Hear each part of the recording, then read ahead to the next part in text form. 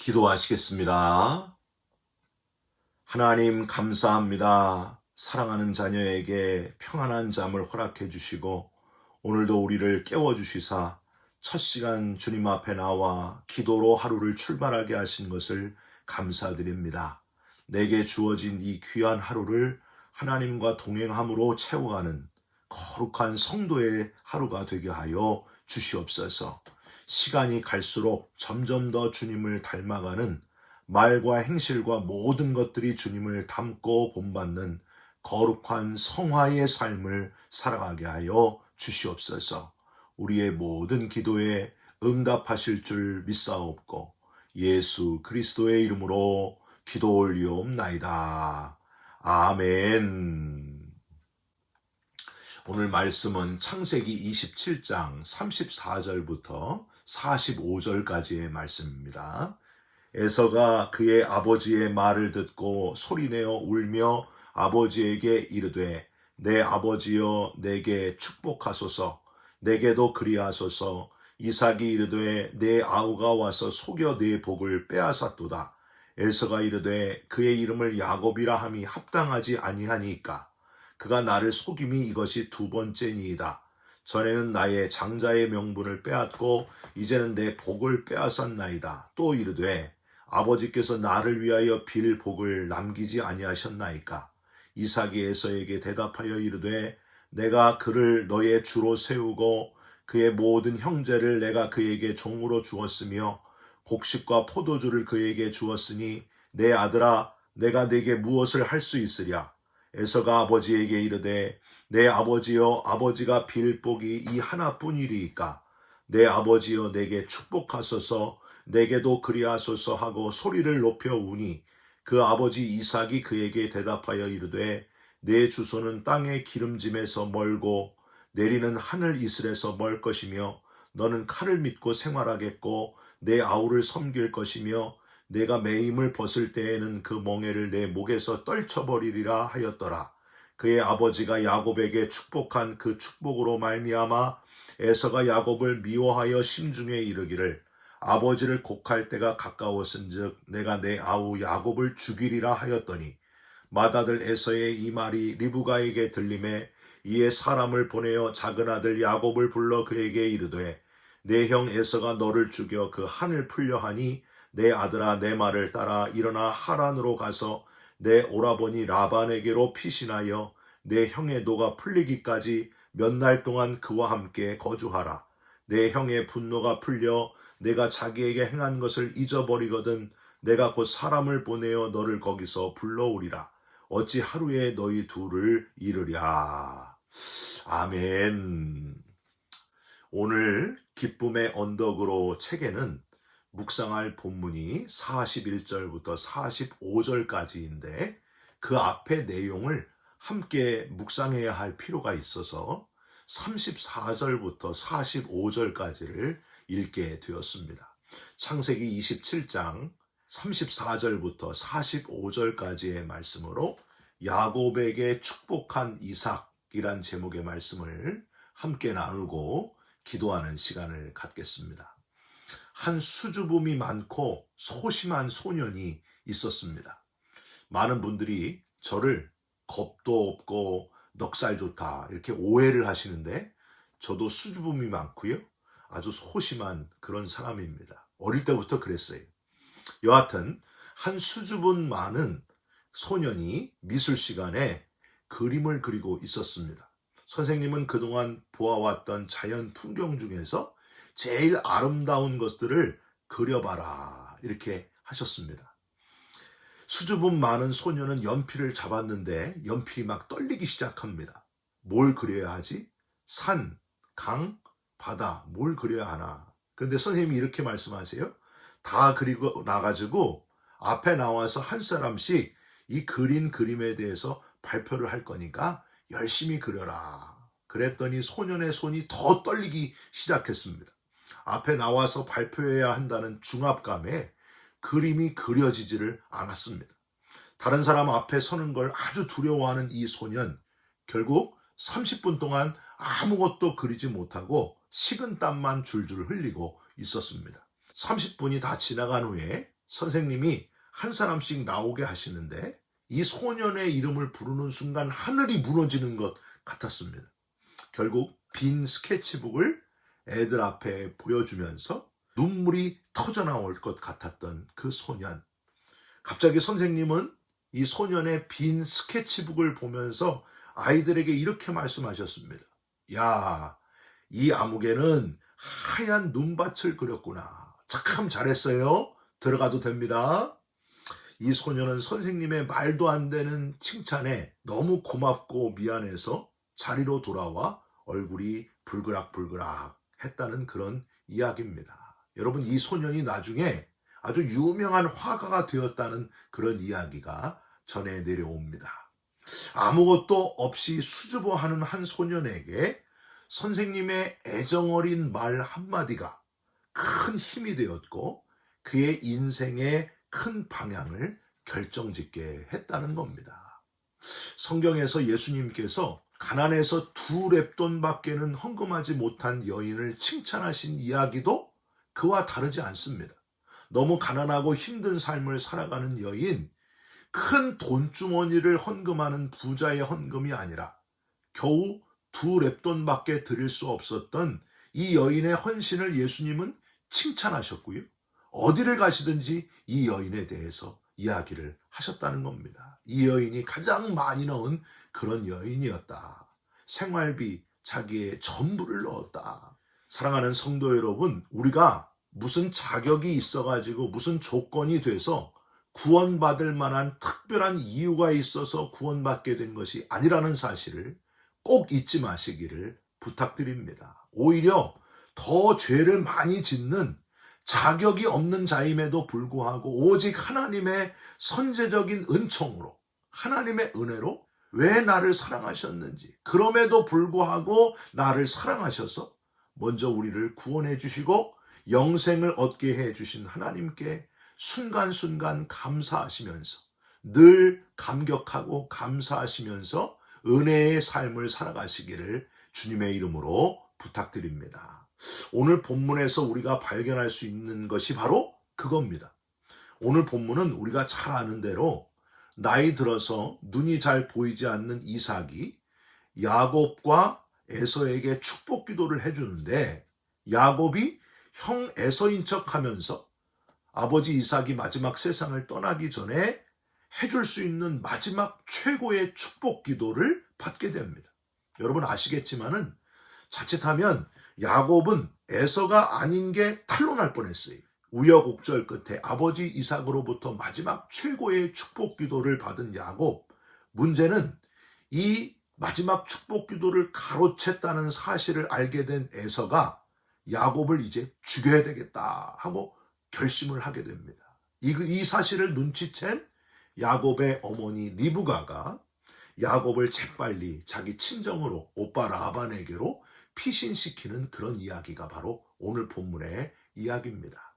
우리가 깨달을 수 있는 게 뭔가, 인간의 나약함과 어리석음, 연약하고 부족함 투성이인 저와 여러분의 모습을 오늘 이 본문을 통해서 우리가 발견할 수 있다고 하는 거예요.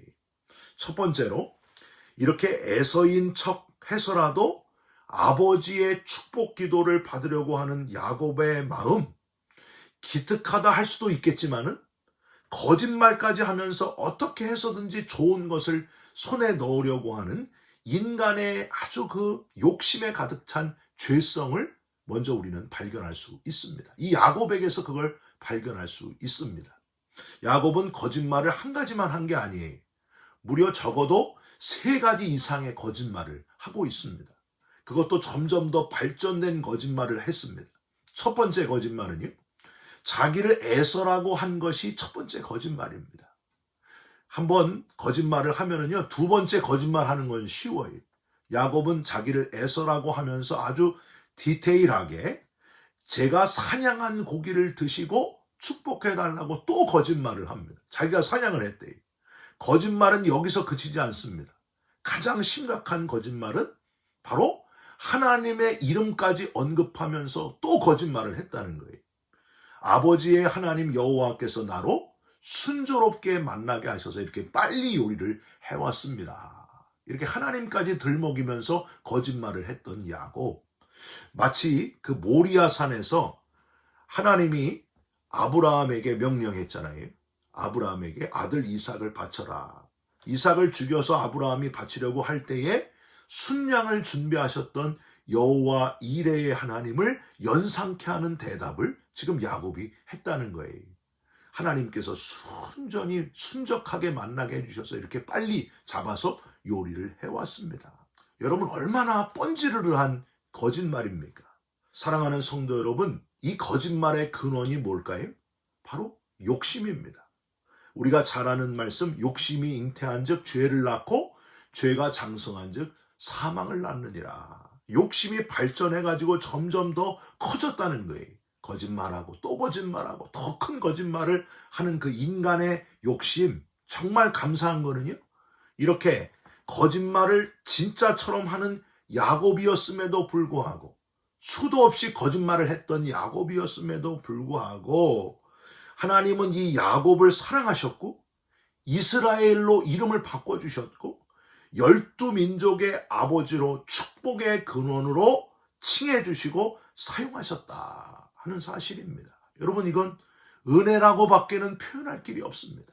하나님은 이렇게 부족하고 거짓말하고 약점투성이인 야곱을 용서하시고 12민족의 아버지로 삼아주신 것처럼 저와 여러분에게도 부족하지만 은혜를 베푸셔서 먼저 구원해 주신 것에 감사하시기를 주님의 이름으로 부탁드립니다.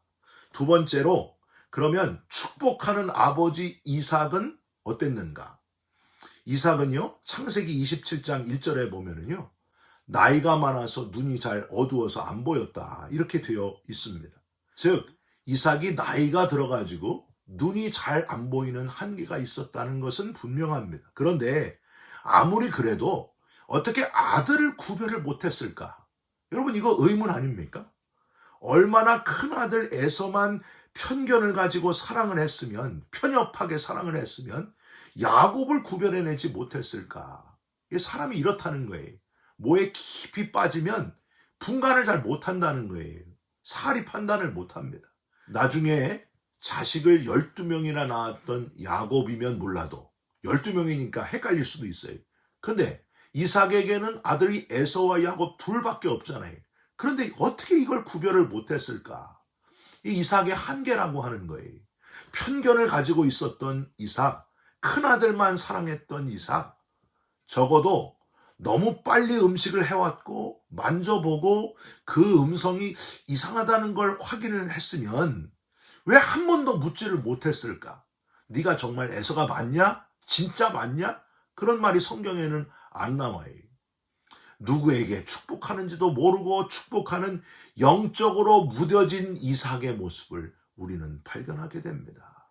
저와 여러분도 혹시 이렇게 영적으로 무뎌져 있는 것은 아닌가를 한번 돌아보시기를 바랍니다. 이삭이 큰아들 에서만 사랑했기 때문에 무뎌진 것처럼 저와 여러분도 뭔가 딴 거에 집착, 자식에 대한 집착, 뭐에 대한 집착을 가지고 있으면요, 영적으로 무뎌진다는 거예요. 감사한 것은 이렇게 무뎌진 이삭임에도 불구하고 하나님이 그에게 아버지의 장자권의 축복을 허락해 주셔서 하나님께서 계획하신 것을 계속해서 이루어 나가셨다고 하는 겁니다. 역시 또 은혜라고 밖에는 표현할 길이 없습니다. 무뎌진 이삭의 손을 통해서도 축복을 주시는 하나님을 우리는 발견하게 됩니다. 마지막으로 에서는 이삭이 야곱을 자기인 줄 알고 착각하고 축복했다는 걸 듣고서 소리를 지르며 난리를 치면서 슬피 울고 아주 괴로워했습니다. 그가 나를 속임이 이것이 두 번째니이다. 나의 장자의 명분을 빼앗고 이제는 내 복을 빼앗았나이다. 여러분, 뭔가 좀 이상하지 않습니까? 잘 기억해 보십시오. 지금 에서의 말에는 문제가 있습니다.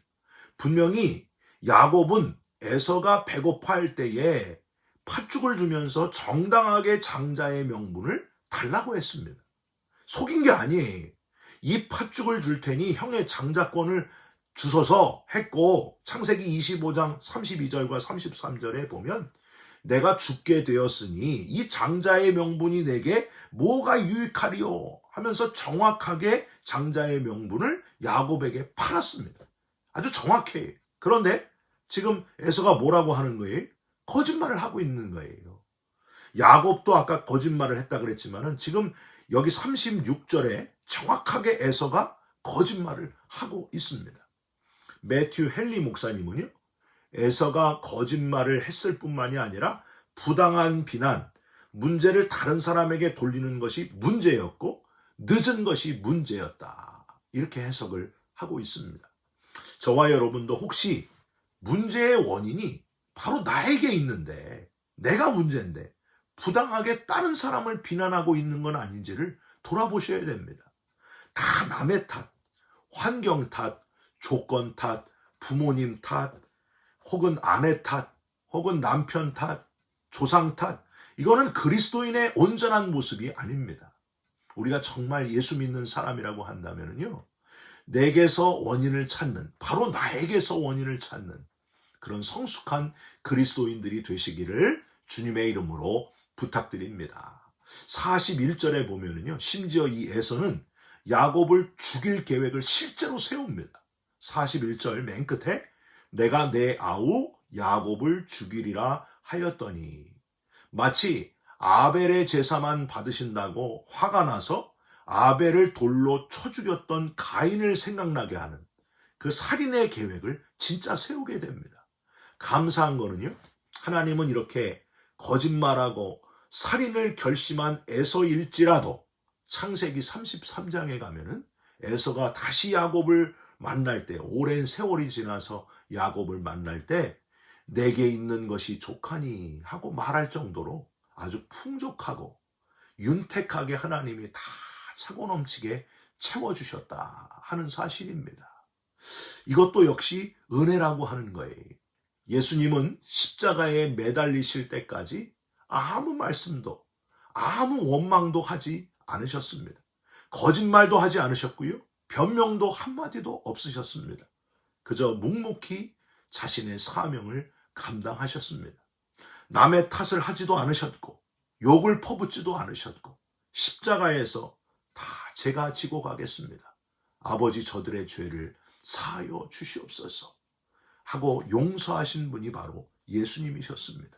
거짓말 많고 무뎌지고 분노와 원망으로 아주 쉽게 무너지는 우리를 위해 독생자를 이 땅에 보내주시어서 대신 죽게 하시고 우리를 구원하신, 우리에게 영생을 주신, 영원한 부활의 나라에 들어갈 수 있는 특권을 주신 하나님께 감사하면서, 그럼에도 불구하고 내게 복 주시는 하나님의 은혜에 평생 감사하시면서 살아가는 저와 여러분들이 되시기를 주님의 이름으로 축원드립니다.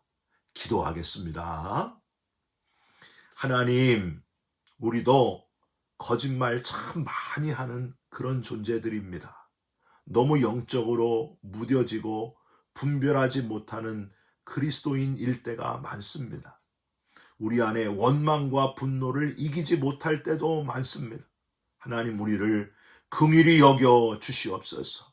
그럼에도 불구하고 우리를 구원하시고 품어주시는 하나님의 은혜에 감사드립니다. 주님을 본받으면서 살게 하여 주시옵소서. 예수 그리스도의 이름으로 기도 올리옵나이다. 아멘. 하늘에 계신 우리 아버지여, 이름이 거룩히 여김을 받으시오며 나라가 임하옵시며 뜻이 하늘에서 이룬 것 같이 땅에서도 이루어지이다. 오늘 우리에게 일용할 양식을 주옵시고 우리가 우리에게 죄진 자를 사하여 준 것 같이 우리 죄를 사하여 주옵시고 우리를 시험에 들게 하지 마옵시고 다만 악에서 구하옵소서. 나라와 권세와 영광이 아버지께 영원히 있사옵나이다. 아멘. 사랑하는 성도 여러분, 거짓말을 많이 하고 또 무뎌져 있고 원망과 분노를 참지 못하는 우리를 위해서 십자가를 지신 주님을 묵상하시면서 감사하시면서 오늘 하루를 살아가시기를 주님의 이름으로 축원드립니다. 여러분 사랑합니다. 축복합니다. 감사합니다.